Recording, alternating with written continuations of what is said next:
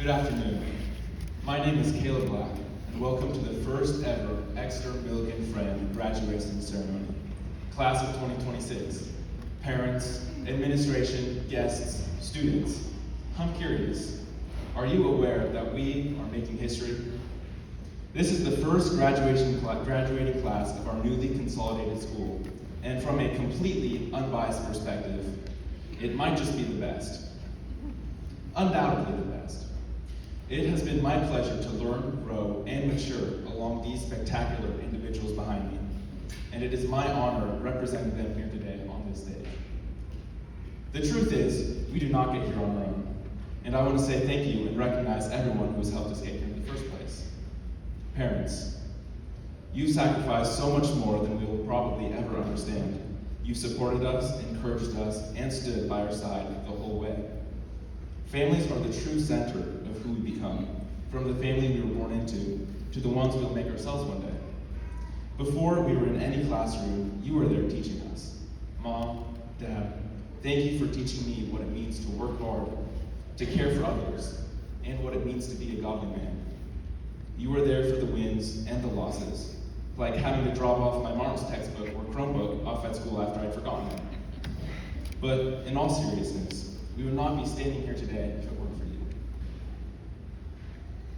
Thank you, teachers, not only for teaching us, but for truly caring for our well-being. You gave your time, patience, hopefully not your blood, maybe some tears, and definitely your energy. I know we didn't always make it easy, and I know some of you may be coming to this day wondering if you did all that you could to prepare us for the road ahead. And now that this day is here, be at peace. All of us here are lucky beyond words to have so many outstanding, shining, influential teachers and mentors. And this extends beyond the classroom to the administration as well, especially to the individuals sitting behind me. And to my classmates, oh boy, where would I even start?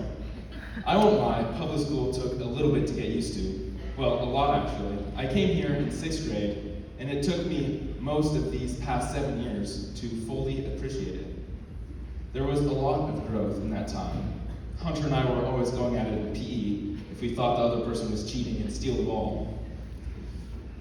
I can't help but mention Ice Cream Gate, which overshadowed but could not conquer the victory agricultural victory at state FFA freshman year. Let's just say a lot of hard lessons were learned early on. Then came this consolidation, which I came into with uncertainty. I barely knew anyone from the other side and was not sure if I could adjust. I wasn't sure if it would work out, but I could not have been more blessed. Logan, you never failed to make me laugh in calculus with your pocket gum and your out-of-pocket jokes. Tucker, I could write a whole nother speech just about you. The special combination of students in our college composition class led to the best and most unexpectedly deep conversations. You've all made senior year what it was meant to be, and I think this quote sums it up better than I could ever say it myself. I don't know half of you half as well as I should like, but I like half of you less than half as well as you deserve. Another way to put it, how lucky am I to have something that makes saying goodbye so hard?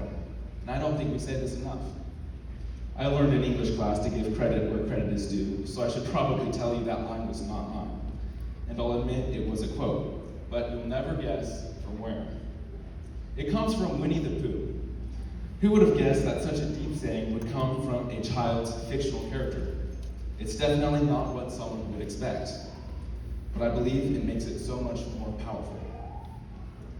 When people grow up and begin to believe that growing up means letting go of things like wonder, simplicity, and whimsy, they no longer see the world in the way it was intended.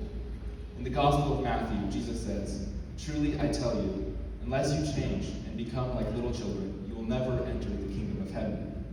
Not childish, but childlike. As we go forward from here, the goal shouldn't be to grow up. It should be to grow forward. With faith, trusting in the Lord with all our hearts, and leaning not on our own understandings. With gratitude, with the reminder that we were never doing this alone. Congratulations, class of 2026.